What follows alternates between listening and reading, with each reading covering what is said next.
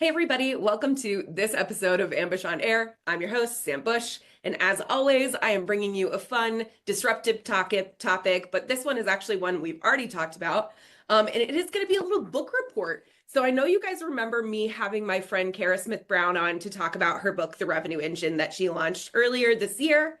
Kevin has it as well. We Copy as love well. it. We've read it. So we're going to do a book report, me and Kevin here. So we're going to tell you a little bit about why we loved this book, some insights we gathered, and then kind of go from there. So without further ado, thank you for joining today, Kevin. Why don't you do a little overview and an intro about you? Yeah, for sure. Thanks, Sam. Thanks for having me. We finally did it. Yeah, we did it. We've been trying to schedule this for a while, but that's how Life. things go. Good to be busy to some degree. Yeah, Exactly. so I'm happy to come on and talk about this. I'm gonna try to not pitch it in a way that makes it sound less appealing because one of Yeah. the things that I liked about this topic and book the most is it's like actually pretty detailed and fairly like I'm trying to think of the word for it. Like it's you can actually use it. Like the Yes. things in there, it's very like take read this, get the info now, and you can immediately apply it to like how you're doing things, which I sort of glaze over in books like this Same. when they are on their fourth example of the same concept, and I'm just like, don't really care. We can move on from this. Yeah. But a little bit about me. Yeah, I've been in the Dynamics channel for a really long time at this point, like 15 plus years. Nice. You probably only know me recently because we only realized we were supposed to go to these events over the last 5 years or so. So we were kind of on the outside for a while, but it's good to be in there now. Get to meet people like Sam and a whole bunch of other people in the community. Um, I'm sort of in charge of a lot of different things at FightEsec, more things than I probably should be. My title at this point is VP of Product and Growth, which kind of just means everything, I Yeah, it think, does. if you It really does. think about it. So I dabble in sales, I dabble in marketing, I dabble in product. I try to not be a developer as much as I possibly can. Love it.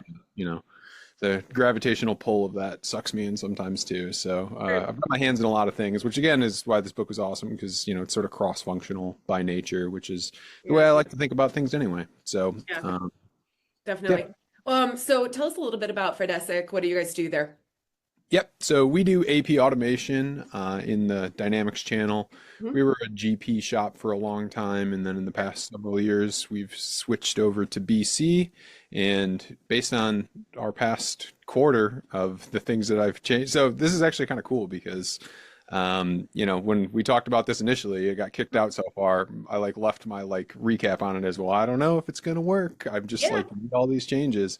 And this past month and a half has been the absolute busiest we've ever been with new leads. Yes.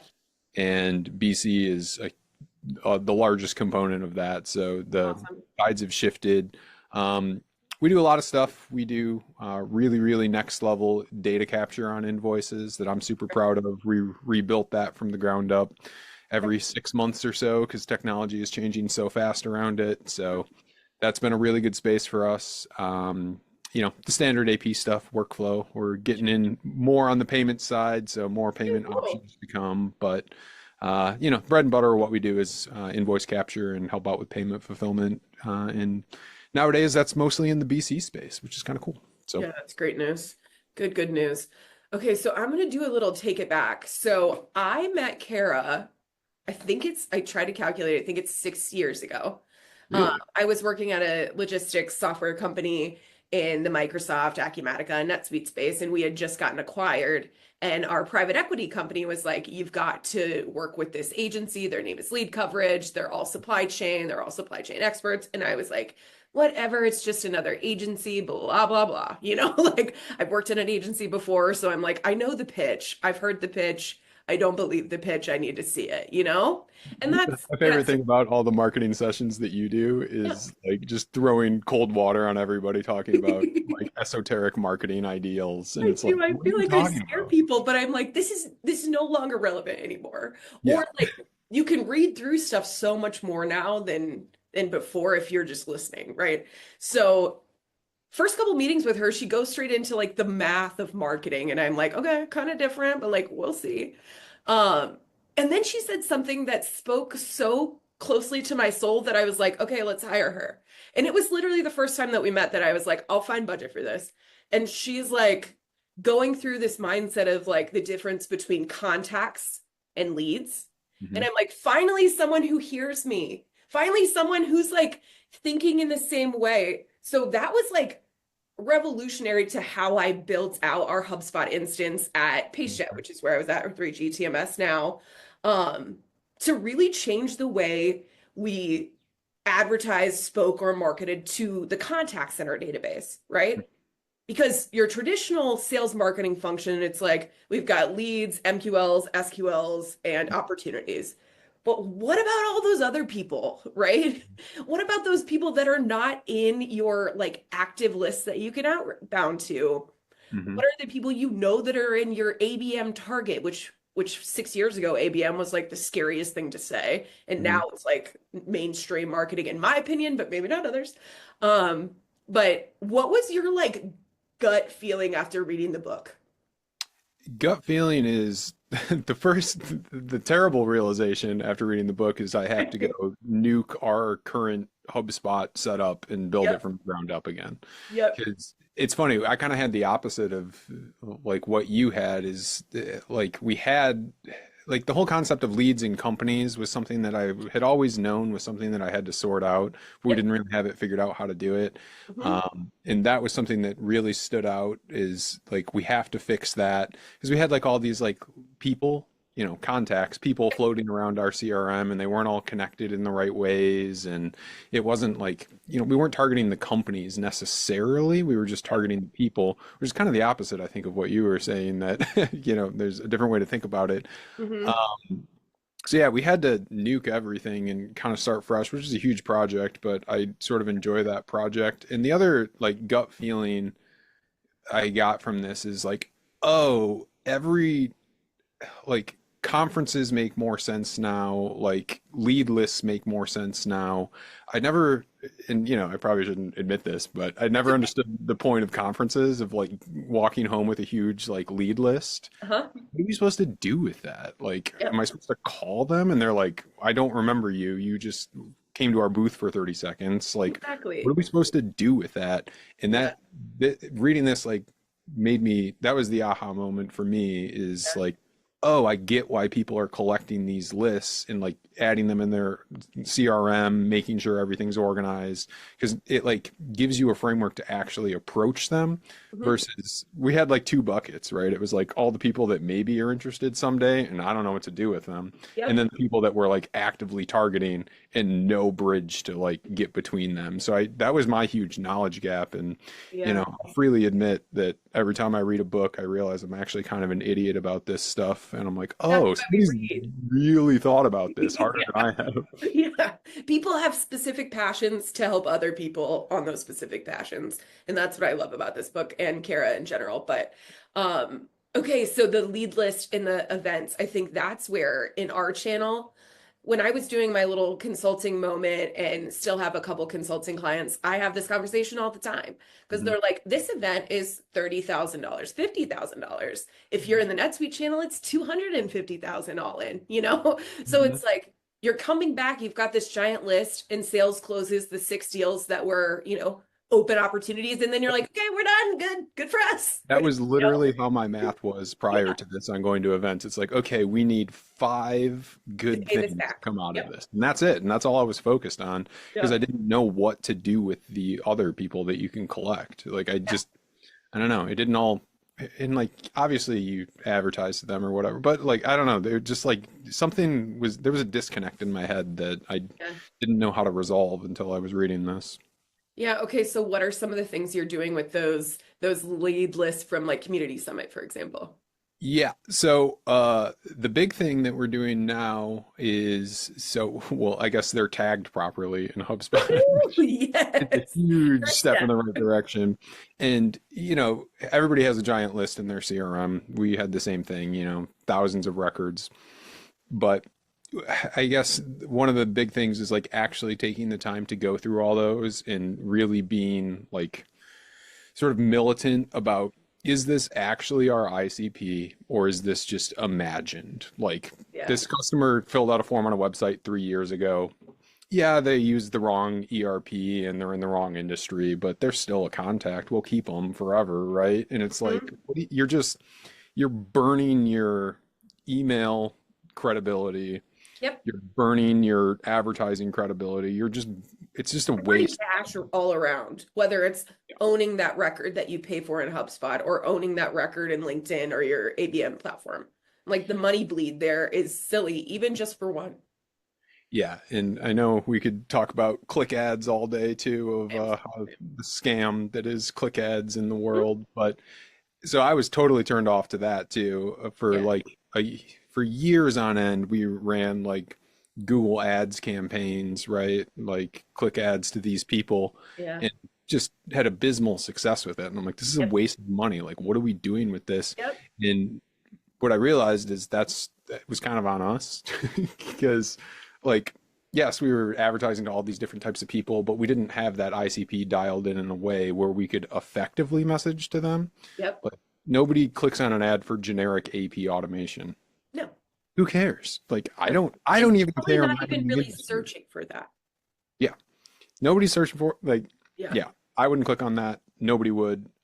So but once you have that identified, you can create those messages that actually hit home. They're industry specific, they're people specific, not just generic companies. So the big thing that we've been doing with these lists is feeding that back into LinkedIn advertising campaigns, Hmm. which is just like that little poke that we still exist. And, there's the classic tale here that, I don't know the numbers, the numbers, Sam, like what percentage of people are actually shopping at any given point? Like Exactly. almost It's like none. less than 20% of Yeah. your entire database. So, and again, this ties into like the other breakthrough in this is like, I also didn't understand like what we were supposed to be saying to these companies. Get it? Yep, I get that. And it's the whole good news framework is what it is, right? Like, Yeah. not selling at this point. You're not running ads to talk about cool features that you've added. You're not like talking about ROI in people's first impression of you because they don't know who you are. But if Exactly. you're like, hey, we went to this thing, here's some people we met, cool, Yeah. that's it. And that's like the type of ads that we're running now. Great. And, it's not like it's changing the expectation too, because it's not, I don't expect somebody to click something, go to our website, register for a demo. Like, that's not the measure of success. The Exactly. measure of success is, do they remember you exist when they finally are like, all right, I guess I do have to look for AP automation. What was that company? Oh, I've heard of them. And that's it. That's all Exactly. you're trying to do is Yep. like, Knock in the back of their mind when they're mhm. thinking about the actual need.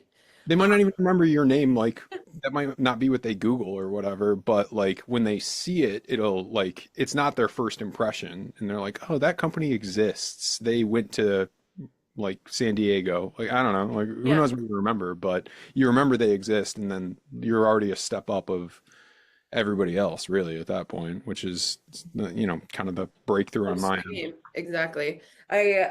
So Kara has a couple different frameworks in this book, but one of them is really how to tell your story, right? Mhm. And how to establish what I always talk about, which is that trust loop with people, not just contacts, not just prospects, right? But like people in general. Like, how do you find, attract, and maintain trust with people on the internet, essentially? And that's what she's saying when she's saying share good news. So she Mhm. basically says like create relevant content that establishes credibility for your business. So that's thought leadership content that is we're out and about doing, we're connected, we're a part of something. And I think in B2B buying today in 2025, a lot of it in our space still is I buy from who I know and I Mhm. buy from the partner I know, right? So a Yep. lot of what we have to do as ISVs, so independent software vendors in this space, is we have to make sure we're established and aligned with VAR partners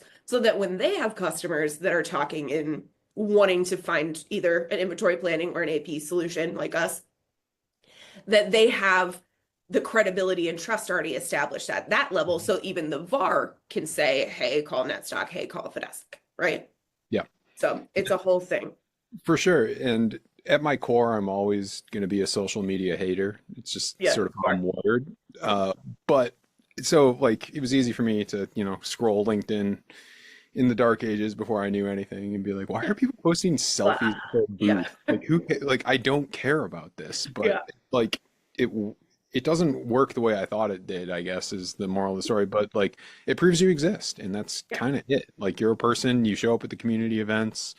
That's the credibility. Like, and I didn't, I didn't realize that because it just seemed, I don't know, it's always easy to fall back on. It just seems self-centered or It like, does. look Yeah. at me, I'm doing this thing, which I'll always hate, but Yeah. Yeah. I get it's a means to an end to some degree, so it makes me more Exactly. comfortable with it now. Okay. Would you consider yourself an introvert or an extrovert? Huge introvert. Took me Oh, a long time to realize it yeah. because I'm good at talking. I Yeah. assumed I was an extrovert, but it destroys me to Yeah. be Yeah. around And people. I'm surprise, surprise, the biggest extrovert most people have ever met. Yep. So for me, getting on the internet and being like, look at this cool shit I'm doing is like Mhm. second nature to me. It doesn't even feel weird.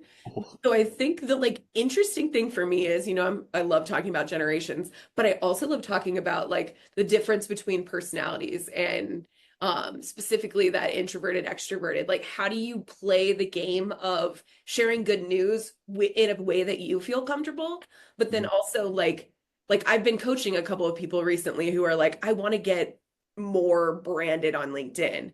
And they're like, so we're just gonna post some stuff like you do. And I'm like, don't do that. Do not post what I post. Yeah. It's not going Do to work not. for you. We're not the same person. And we don't have the same MO and we don't have the same feelings and we're not going to do the same thing. So I always tell people, I'm like, the good news that you feel comfortable sharing is where you start, Yep. right? Like, you don't need to get out here and be like, I'm traveling the world. I'm Sam Bush, like me, like that's my passion. That's my nonsense. But it might not be yours and that's totally fine. And I think that's the sweet spot of like how to show up on the internet. Yeah, exactly. And that's made me so much more comfortable with it because what do I like to do? I like to read books and then talk about it. So like Which is why we're here right now. perfect example. Yeah, like if you want to yeah, if you're gonna be hard pressed to get me in a photo at your booth, but I'll happily write a blog post about a cool book I read and what I learned. So Exactly. Exactly. Which I will link at the end of this because it was a nice read as well. Okay, so the other thing that sticks out to me about this book that I feel like a lot of people in our space maybe are just now starting to think about is this idea that in 2010 marketing and beyond or before really everything was about impressions. So you'd see these ginormous dashboards that were like we got 20 million impressions on LinkedIn today and we had a zillion quadrillion people on our website today. yep. But none of it was ever talking about revenue in a way that was like, that's actually the goal, right? And even in recent organizations I've been at, I've been in meetings where I'm like, but why do we care about that? Mhm. My dashboard here at Netstock, which I'm not on the marketing team now, I'm on the channel team. A lot of people know that, but I do marketing for channel. So my dashboard is literally here's the number of sales qualified leads that we got from a partner. And that's Mhm. the first thing that I show. I don't give a shit about the rest. Yep. Anything before that means nothing to me because they're still being worked by somebody else, Mhm. right? So tell me a little bit about your thoughts or your shift in thinking around that, or were you guys already past the impression point when you read this book or started thinking? Not, we weren't really past it. And we also, I mean, we completely changed how we're tracking so we call it a scorecard. I'm sure Yep. people have different names. It's basically our KPI sheet or whatever, right? That's another thing that got nuked in December of past year and rebuilt from the ground up. Love And it. all it's 90% dollars at this point is like the change in it, right? Yep. So it's like not how many leads did we attract, it's what is the estimated annual recurring of those leads. And that works all the way up the pipeline, right? So your total addressable market, you can run the math on that. Yeah, the number's really big, but like it's still good to know what that number actually is because then it's easy math, right? Conversion Yep. rates from each step. And then you follow it all the way down the chain. The number gets smaller and smaller down the chain. And eventually it like floods into like, okay, we added these customers and they're worth this much. Yep. And I don't know, it just makes so much sense to me to have that. be the same. Like everybody knows like what was our sales this month, right? Mhm. That's the number everybody cares about. But Yep. that math works all the way back up the chain and you don't have to convert it back and forth, which is what we were doing, which didn't make any sense, right? It's Yeah. like we got impressions and then that number converts into leads sometimes. And then leads gets converted into deal value, but then that Yeah. gets adjusted and then it turns into sales. And it's like, why are we converting back and forth over and over again? When Yeah. all we care about is the dollar amount at the end of the pipeline. Just run the math backwards, and that's our entire score. I mean, it's not And our that's entire how we score. get to our goal. You start from Yep. the back. You And start obviously, there's from like the end. leading indicators that you can throw on there too that aren't number based, but they should be numbers. They should be 1 degree of separation away from that dollar amount, right? Like nothing that's like 3 conversions away from it. So that's one of the things that we changed in terms of what we're tracking, and it's dollars all the way down now, which just the math makes way more sense. It's so much easier to follow too. Yeah, definitely. Definitely. Could not agree more. Okay. So another thing that she talks a ton about is how do you track interest? Have you guys implemented like a score, like what's it called? Like a lead record score or anything like that as a result of reading this? Or are you considering it? We did a half-hearted version of it. It's not Okay. all the way there yet. It's I hard to do. build. Yeah, it's really hard to build, and unless you pay for HubSpot Super Duper Premium, it's not built in. So we got to figure out. We Yeah. tried like a half measure version that kind of works. It's not all the way there. I haven't fully figured out how to do that part of it yet. Yeah, I get it. It's a lot of work. And then again, you have to have like all their stuff set up to do it. Mhm. We have a lead scoring model in HubSpot at Netstock, but everything that exists in HubSpot is pre-SQL. So Mhm. that's all operating totally separate from Salesforce's, which is where our CRM is for the sales and partner teams. So I can't even see those lead scores because they don't matter to me Disconnected. anymore, which is Bummer. so weird, but it's disconnected, right? Yep. And it's something I noticed quickly when I came on, but I've been in interesting situations how this has been set up in the past, and even when I was at Flowcast, it was two separate functions as well, but the content was all the same. But you like as a marketer, I worked in HubSpot all the time, and as sales, you worked in Salesforce all the time, but it was pretty seamlessly connected. Mhm. Um, so it just makes it interesting. I love to see kind of how people have all that set up and flowing. Um, but from like an interest tracking standpoint, I'm doing a session with Hannah Horning from Archer Point about ABM, and we're talking just about like intent platforms and how to use systems you already have to like crawl, walk, run when it comes to ABM. Have you guys explored the focus on like a vertical or an industry-based like ABM campaign yet? Yeah, in terms of verticals, definitely. I'm actually going to like a very specific dental service operator roadshow event next week in San Diego. That is, Jacob's going, right? yep, Jacob's going. That's what I So thought. we'll Yeah. be down in San Diego next week checking that out. Honestly, it's just going to be a learning experience because we've Yeah. never really done a lot of industry targeted events previously. But that's another thing that came out of this that's just like it makes a lot of sense. Why would, again, when you think about your CRM in terms of are they in your market or are they not, Yep. is an easier sell to go to a market specific event because you're adding to the list that you actually care about versus, I love the big shows too, but you walk away with a list of companies in, And they're all over the 20 different place. industries. And Yep. it's like, what, I don't know, is that as valuable? Then you just got to segment them anyway. Yep. But it has highlighted the fact that, if you go to these industry events, you walk away with a list that is exactly in your target market or total addressable market if we're using book terminology. I don't know how Yes, yes, universal yes. it is. Works for me. Yeah. So that has been a big change. And, as far as campaigns, all our campaigns that we're running now in terms of LinkedIn ads and things like that are all industry specific. And, Love we've got a it. couple different industries that work well for us, but, Mhm. focusing on that and it makes your good news easier. It makes your messaging easier. It makes everything easier. Like you're And it not. makes it so connected to them that they actually want to care and read about it instead of Mhm. like, hey, we won some business in a random industry, thought we'd tell you. Yeah. Jacob and I are always sending like cold prospecting emails that we get back and forth, and it's always fun to like see the ones that are pure copy paste and the ones that Yeah. talk about they know what industry we're in. It's like, oh Yeah. well, it's a lot better than the other one. I get them. best ones on LinkedIn and Mail. I got one a couple days ago that literally said like, "Hey, you're in brackets, industry name brackets." And then it was like, "We are selling like to franchisees just like you." And I'm like, just like Yeah, me? the I don't big know the misses are franchise always funny. you're talking about. So man, they can be cold outreach like that can be so messy. So I'm a You big lose supporter. people, it's instantly Oh my gosh, instantly I was like trash, right? block. Like who in you? How did you Yeah. even get this email? How did you even get this LinkedIn page? Like what?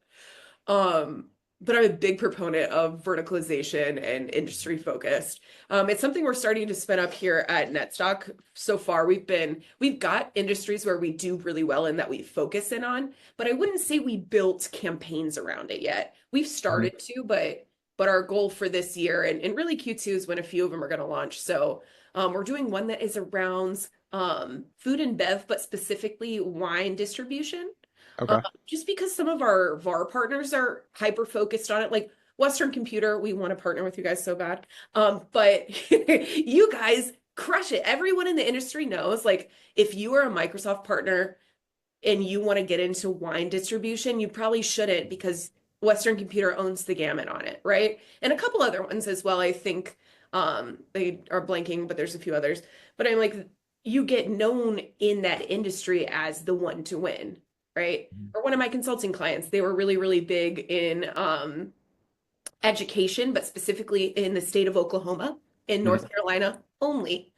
And I'm like, then your ICP is so specific. You know Mhm. exactly the people, you know exactly how to find them, you know where they're at, you know their challenges because Physically know where they're at, right? You know what events physically, they're going to go to. It's like right?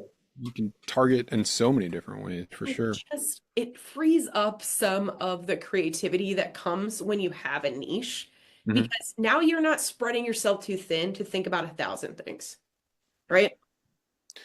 And in the early days of me thinking about this years ago, you read the traditional advice, which isn't wrong advice of like you got to build your personas and you do all this, and I never could do it. And it was just a lack of focus, right? Like I didn't know I should have realized at the time that I couldn't do it because we weren't focused enough. But it's Yep. just like, Yep. well, our product's different. Like we have there's a lot of We're different types of people. agnostic. Yeah. That's my favorite thing. We serve everybody. Yeah, that's the Anybody would classic. buy us. Right? So it Well, should have been a red flag and it wasn't at the time, but now it makes more sense because now we you're went woke to back it. after the fact and like built those out. And now it's really easy to do. And it's like, Yeah. oh, well, I guess that was the problem is just not being aggressive enough on defining what that target market actually is. Mm, So that's really changed everything. Like yeah. that. And again, it's the thing that every single piece of advice anybody's ever given me has been to do that. And somehow it took until this point for it all to Just click at the right time, right? yeah, which I think is the beauty of some of it too. Like you get so focused on your daily job and life and work that you kind of keep going and you don't sometimes pull yourself out and look at it from the outside. Mhm. And one thing that we did at Flowcast in my time in my program management job there was we had the most elaborate spreadsheet for our personas. And it made me so happy that I was like, these people get me. It's amazing. The spreadsheet had like 50 different things on the three different personas. And it was like, how do they feel? What do they think when they see this color? Like crazy stuff. But we were so down on these niche that like we knew exactly who our target buyer was. Mhm. And it like that took years of crafting. And I think you have to start somewhere and you cannot start there most of the time, right? So That's you have to exactly right. crawl.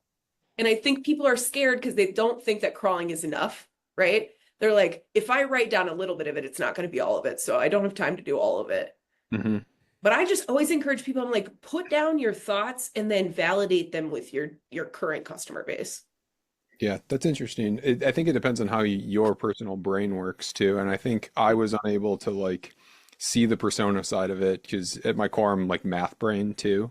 So I needed the process first to be able to see why it needed to exist. And then once I had the process, I could go back and fill out the like persona side of it.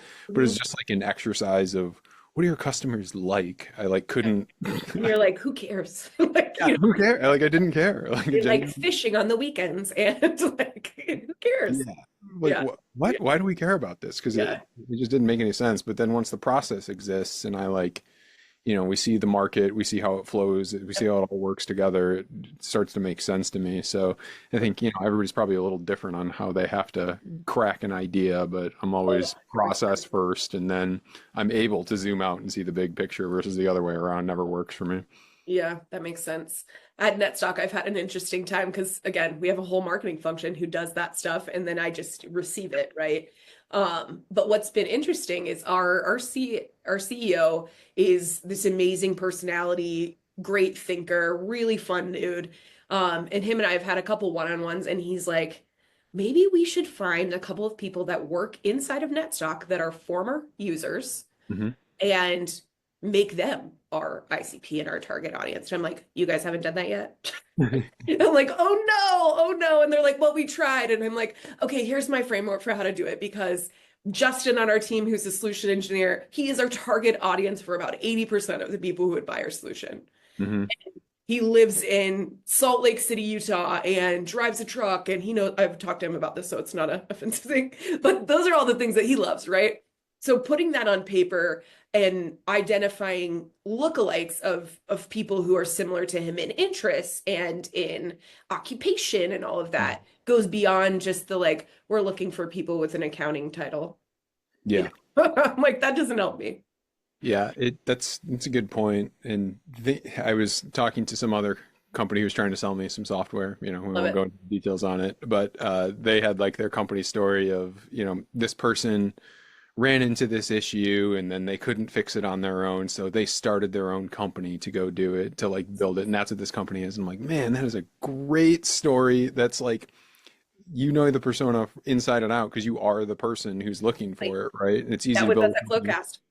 Yeah. And so I got super jealous that I wasn't a disgruntled AP accountant in a previous life. I was like, man, if I was just that, I'd be so good at this. Yeah. So maybe I need to take an AP temp job somewhere to Yeah. learn a bit more and get disgruntled on it. But, Maybe part-time on the weekends. That would be, cool. like you'd be But disgruntled a lot faster. that just means that we have to be like super adamant about actually talking to people and learning from them because at the end of the day, I am not the target market, which is kind of weird, right? Like, I Yeah. mean, I guess why would I be, right? But Yeah. if I was, I would in turn, like, I would understand what their needs are and what their wants are, like, inherently, but Mm, I'm not, so I got to talk to people and figure that out, which is, exactly. you know, I just Where wish. where could I work as a software company where I would be their target audience? Oof, That's a hard thing to think about for me right yeah. now. Because like in my director of marketing type roles, I would have said like a HubSpot would be my like if someone's looking, I'm their target buyer. But like right now, maybe like a partner software, like an in partner or something, but still We're interesting. all AI buyers at this point, right? That's all anybody's trying to figure out is where to place their chips on that, what Yeah. product they should invest in that world. Anthropic always, any Anthropic tool, Yeah. best, best, Did we best. talk about that, or did we just both come to that conclusion? I think we may have discussed this. Yeah, we're all in at this point on it. I'm So like anything but like this is trash. I can't wait. I'm trying to have a debate with somebody who loves um Microsoft Copilot for marketing interesting because I do not. And I'm a Microsoft girl. You guys perspective. know I love it. I love and respect you guys. You made me a lot of who I am. Thank you.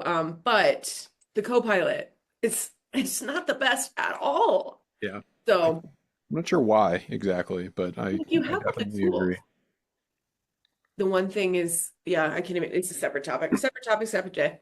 Okay, let's like wrap it up, close it out. What is your biggest takeaway from the book or advice that you could give somebody who is in kind of a similar spot in our area, doing some marketing, doing some sales, doing some product maybe even as well?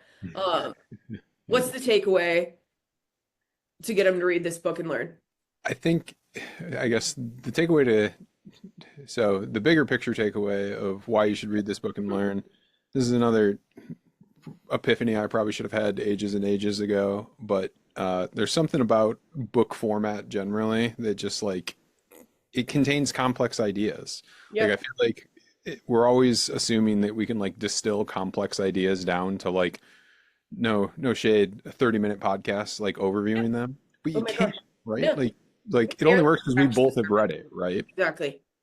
So that's thing one is that's been changing everything about how I've been thinking about it is like there are complex ideas out there that can only be captured like through long form text.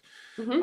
So I'm reading other books and they're also blowing my mind right now, which is great. But that's like the general why it's worth a read, in my opinion, because, we're just glossing over the highlights that stood out to us. But, to get the whole big picture, you really got to dive into it. And that's my pitch on why people should do that sort of thing generally is like it only clicks when you have all the little pieces that take a long time to absorb and Yeah. that way. And it's But somebody's like blood, sweat, and tears that go into this whole yeah, thing that in 30 minutes you can't distill in any way. There yep, are like single lines in here that I'm like, "Ah, yeah. nice." And then I'm like, duh, duh, duh, but you can't Yeah, get that it's in so obvious a with short the form. output of it, right? It's Mhm. very obvious what it is. In terms of like concrete things, Yeah. it's just like take everybody's got a CRM. It's full of things. The problem is it's mostly just full of things. Exactly. And like it's a terrible project to go through every record and decide what to do with it, but it's kind of a necessary evil, and like Yeah. the clarity on the other side of that feels fantastic. It's like I know everything's in the right bucket, Yeah. and it's going to collect garbage again. It's what CRMs do. They Yep. gradually collect garbage, and They you got to always do this need to every look now and at. again. Hmm. But like the big sweep cleanup of like I had it gave me the reason to do that cleanup where before I could just like kick it under the rug to some degree, right? Yeah. Um, it's like, no, you need to own everybody in your target market and you need to file them into these buckets. Here's the reason why, and then gives you the actual like ideas and tools on what you need to do with them once you've got them into those buckets. And until I understood exactly where everybody was supposed to go and why they were supposed to go there, it was Mhm. easy to just be like, well, we got a big list. It's all good. The right person's going to read it eventually, right? But it's Yep. just, I don't know, shooting yourself in the foot on that one. So that's probably the biggest takeaway is just like giving you that framework on how to clean up your CRM, which I don't think is pitched as what this is in the book in any way. No. But that was my big takeaway on it. And Hmm. then the whole section on changing your KPIs was also really hit home for me. Is again, all those translation layers just kind of made it hard to really gauge what mattered and what didn't. And once everything's in dollars, it's pretty obvious what you should be doing. Like And then it's pretty here's, obvious. It's yeah. pretty obvious what the leading indicators are too. Because like, does it move this number? No, Yeah. it's not a leading Then indicator. Like, what are you you're doing? automatically talking the same language as sales, as your leadership, and as your investors, right? And like, Exact. then you don't have the nonsense conversation that's like, is marketing doing anything? Or like, is marketing effective, right? Yep. Is our marketing team effective? Well, if I'm just showing you a bunch of leads and impressions and Hmm. then some like, we brought in this many deals to the pipeline, yeah, it doesn't look like we're doing anything because we're not talking about the same thing. But look at how many clicks we got. Exactly. I'm like, who cares? Clicks? We're talking about clicks? What? Yeah. What? Yeah. And like, I think 5 years ago, I was sitting in a meeting and someone said that, and I literally stood up. This is part of the reason why the private equity company was like, you should probably leave 3G. I was like, Why are the worst and the best at the I same was time? like, none of this should matter. Yeah. Like, if we're not closing this business, then what I'm doing is meaningless, Yeah. right? Like, we've got to come to a focus of like where the revenue comes from and how we got it, how fast we got it there, and what brought it, and then double down on what brought it and who they were. You know what lever to press then, right? Like you know exactly. It gets you so much closer to the holy grail of marketing, right? Which is Yeah. sprinkle dollars in, get dollars out. Add to the funnel that's already functioning, Yes. Yep. which is the goal for everybody. And it's no one's reality 90% of the time. Unfortunately. And Unfortunately. it's not our reality either, but man, we're a lot closer than we were 6 months ago, so that feels good. Exactly. I think if you can make progressive steps forward, you're better off than a lot that I talk to. So Yep. I love So it. yeah, I left off on this convo the first time. Like I said, well, I hope it works, but man, it's been a crazy couple of months, I and love it. it was like, and I just met with one of our owners the other day, and they're like, "What changed? What did you do?" And I was like, Gas just pedal. read this book and did it. Yeah, yeah. I love to hear it. I feel like Kara is gonna love to hear it. I mentioned I'm seeing her next week at ProMat, which is a supply chain show. Um, Cool. so I'll have to let her know. But this has been a fun combo as always. Love chatting with you. Thanks for being on today. It's been a pleasure. Yeah. Um, and Kara, shout out to you, girly pop. Thank you forever, my kindred spirit, my little twin flame in our marketing B2B chitter chatter. So thanks everybody to listening and enjoy the day. And as always, party on.